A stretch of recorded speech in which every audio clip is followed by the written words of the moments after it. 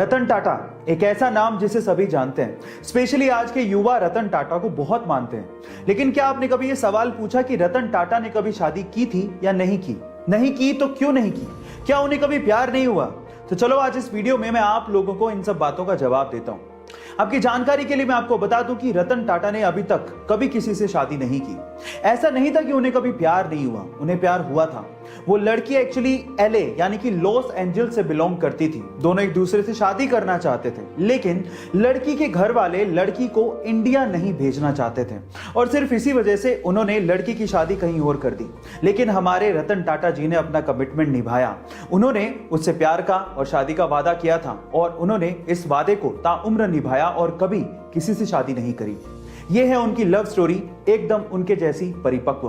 जिंदगी के बड़े इम्तिहान में जब हमारे साथ कोई छोटी मोटी भी गड़बड़ हो जाए ना, तो हम लोग किस्मत का रोना रोने लगते हैं। हम लोग ये भी नहीं सोचते कि गिर के उठने वाले कोई सिकंदर कहते हैं। चलो मैं इसका एक एग्जांपल देता हूं। अमेरिका में एक ओलंपिक की दौड़ होने वाली थी और उसमें जिम थॉर्प नाम का एक धावक दौड़ने वाला था। लेकिन जिस दिन उसकी दौड़ थी, उसके साथ उसी दिन एक चोट हो गई। उसके जूते चोरी हो गए। अब चाहता तो वो किस्मत का रोना रोता, किस्मत को कोसता, लेकिन उस बंदे ने ऐसा कुछ नहीं किया। उसने कचरे में पड़े जूते उठाए, वही पहने और उसके साथ ओलंपिक की दौड़ दौड़ी भी और उसमें गोल्ड मेडल जीता भी। इसे कहते हैं बाजीगर। लाइफ में पॉजिटिव रहना यानी कि पॉजिटिव एटीट्यूड रखना बहुत ज्यादा जरूरी है और ये सब जानते हैं। जब लाइफ में सब कुछ अच्छा चल रहा होता है तो सभी लोग पॉजिटिव ही थिंकिंग रखते हैं, अच्छा सोच रहे होते हैं।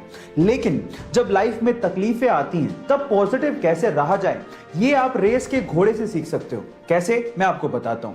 क्या आपको पता है कि रेस के घोड़े को ये नहीं पता कि उसे रेस में दौड़ना है और जीतना है? उसे तो जीत का मतलब ही नहीं पता होता। वो सिर्फ इसलिए दौड़ता है क्योंकि उसका मालिक उसके ऊपर बैठ के उसको तकलीफ दे रहा होता है, उसे पोक कर रहा होता है ताकि वो तेज भागे। समझ रहे हैं आप? ताकि वो जीते और उसे रिकॉग्निशन मिले।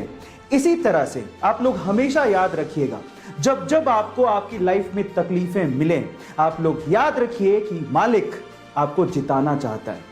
इस तरह से आप अपने एटीट्यूड को अपनी लाइफ में पॉजिटिव बना के रख सकते हैं, तब भी जब आपकी लाइफ में तकलीफें हो। हमारे देश इंडिया के बारे में दो ऐसे फैक्ट जिसे जानने के बाद आपको गर्व फील होगा। नंबर 1, चांद पे पानी मिला है, ये तो सब जानते हैं। लेकिन क्या आपको पता है कि चांद पे पानी की खोज किसने करी थी? डोंट वरी, मैं आपको बताता हूं। वो हमारी ही नेशनल स्पेस एजेंसी इसरो ने की थी। नंबर 2, पूरी ही दुनिया में नोबेल प्राइज को सबसे बड़ा प्राइज माना जाता है। लेकिन क्या आपको पता है कि पूरे एशिया में सबसे पहला व्यक्ति जिसे नोबेल प्राइज दिया गया था वो कौन था? डोंट वरी, वो भी मैं आपको बताता हूं। वो थे इंडियन, यस, रविंद्रनाथ टैगोर, जिन्हें 1913 में लिटरेचर के लिए सबसे पहले पूरे एशिया में नोबेल प्राइज दिया गया था। क्यों? इन दो फैक्ट को जानने के बाद हुआ ना आपका सीना गर्व से चौड़ा? सो गाइस, इसको शेयर करना लोगों के साथ मत भूलिएगा। कनाडा के एक 23 साल के लड़के को एक्सीडेंट की वजह से अपना पैर गंवाना पड़ा और उसके जस्ट बाद ही उसे कैंसर भी हो गया।